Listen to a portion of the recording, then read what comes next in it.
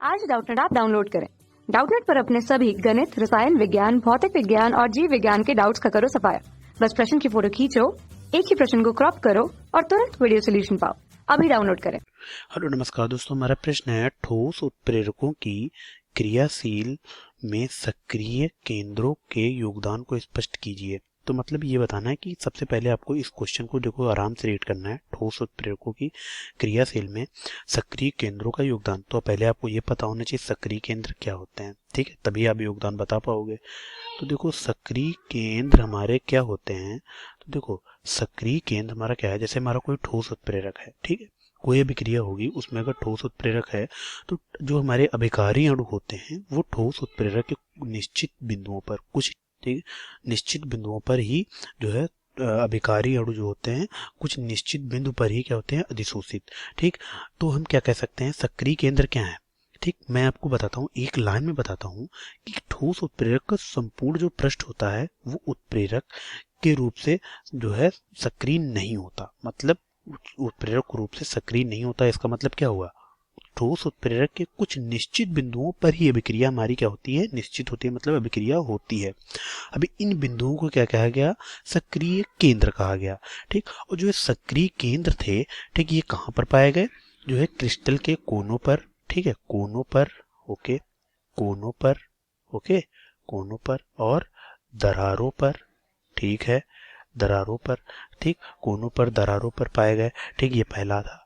और दूसरा क्या था, दूसरा क्या था, जो ये सक्रिय केंद्र थे, ठीक, इनके पास कुछ क्या होते थे, इन सक्रिय केंद्रों की जो संयोजकता है उसे क्या कहा गया, मुक्त संयोजकताएं कहलाती हैं। ठीक है, सक्रिय केंद्रों की संयोजकताएं क्या कहलाती हैं, मुक्त संयोजकताएं। तो हम क्या कह सकते हैं कि सक्रिय केंद्रों पर, क्या सक्रिय केंद्रों पर, ठीक, सक्रिय केंद्रों पर क्या मुक्त संयोजकताएं क्या होती हैं, अधिक। ठीक है, मुक्त संयोजकताएं क्या होती हैं, अधिक। ठीक, ये आप जान गए। ठीक, और हमें पता है जितनी ज्यादा मुक्त संयोजकताएं होंगी, हम क्या कह सकते हैं कि जितनी ज्यादा मुक्त संयोजकता होंगी अभिक्रिया की क्रियाशीलता उतनी ही ज्यादा होगी। ठीक, मुक्त संयोजकताएं क्या होंगी, जितनी ज्यादा होंगी, ठीक, अभिक्रिया की क्रियाशीलता क्या होगी, उतनी ही अधिक होगी। ठीक, ओके, क्रियाशीलता उतनी ही अधिक होगी, क्रियाशीलता उतनी ही अधिक, क्रियाशीलता अधिक होगी। ओके, मैंने प्रोपोर्शन लिख दिया है कि मुक्त संयोजकताएं जितनी ज्यादा होंगी मतलब क्रियाशीलता उतनी अधिक होगी। ठीक, अब तीसरा पॉइंट आप क्या क्या लिख सकते हो, तीसरा पॉइंट आप ये लिख सकते हो कि जो सक्रिय केंद्र होते हैं वहां पर अभिकारी अणुओं, अधिशोषित अभिकारी अणुओं के सांद्रण बहुत अधिक होता है। मतलब सक्रिय केंद्रों पर, ठीक, क्या लिख सकते हो आप, सक्रिय, ठीक, सक्रिय केंद्रों पर, ठीक, अधिशोषित, अधिशोषित, ठीक, अधिशोषित अभिकारी अणुओं का सांद्रण क्या होता है, अभिकारी, ठीक, अभिकारी अणुओं का, अभिकारी अणुओं का सांद्रण क्या होता है दोस्तों, अधिक होता है, सांद्रण अधिक होता है।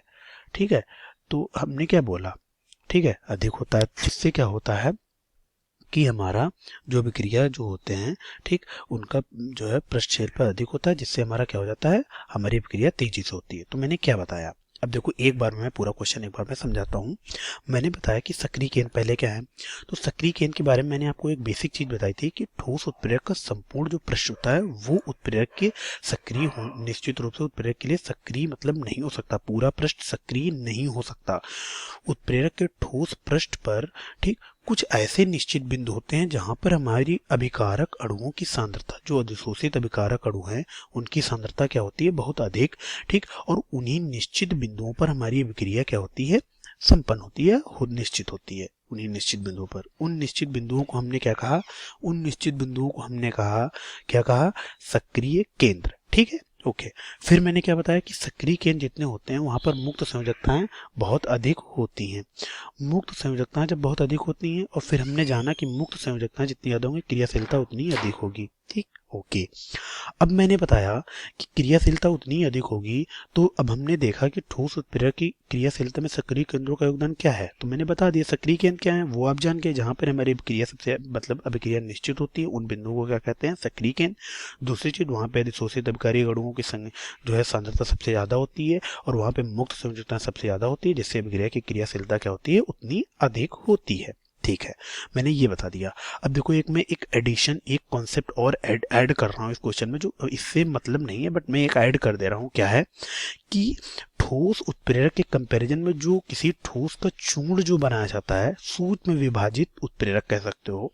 ठीक, तो ठोस उत्प्रेरक के में चूर्ण उत्प्रेरक क्या होता है, चूर्ण उत्प्रेरक क्या होता है, अधिक प्रभावशाली होता है, अधिक क्रियाशील होता है। अब कहोगे क्यों, क्योंकि सूक्ष्म विभाजित अवस्था में, ठीक है, क्या होता है, सक्रिय केंद्रों की संख्या जो है, सक्रिय केंद्रों की संख्या और अधिशोषण की प्रवृत्ति बढ़ जाती है। ठोस उत्प्रेरक में क्या होता है, सक्रिय केंद्रों की संख्या, सक्रिय केंद्रों की संख्या, ठीक, ओके, और क्या, सक्रिय केंद्रों की संख्या और दूसरी चीज क्या कह सकते हो, अधिशोषण की प्रवृत्ति, ठीक, दोनों क्या होती हैं, बढ़ जाती है। अधिशोषण की प्रवृत्ति दोनों क्या होती है, हमारी बढ़ जाती है, ये भी बढ़ेगी ये भी बढ़ेगी, जिससे हमारी अभिक्रिया की क्रियाशीलता क्या अधिक होती है। तो हमने ये भी एक पॉइंट ऐड कर दिया कि चूर्ण उत्प्रेरक मतलब जैसे कोई ठोस है तो ठोस अवस्था में ना होके वो चूर्ण अवस्था में है। ठीक, चूर्ण अवस्था में, चूर्ण जैसे क्या कहते हैं, तो चूर्ण अवस्था में